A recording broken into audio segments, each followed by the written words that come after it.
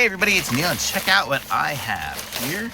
This is going to be a 2-pack of this, and what this is it's going to go on the back seat of my Tesla here, and it's going to be a place that I can put my stuff. So let's see here. So I'm going to see. Let's see, how does this go here? Let's see. I'll hang it up here. Briefly, I don't have it connected up correctly, completely. Hold on one second. I'm going to set this up and then I'll show you what I'm talking about.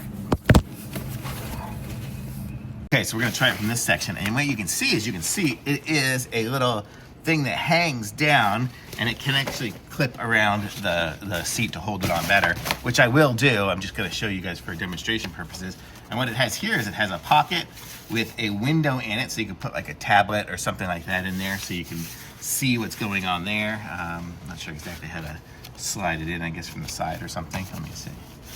Where does it go? I don't know. But then it has the pocket here. It's got a couple of pockets here for stuff and pockets down here. And it'll be flush up against the seat. So that's what's good about it, is it really won't take up a whole lot of space unless you're using it and stuff. But let me see what we've got going on here. Did I put it on backwards maybe?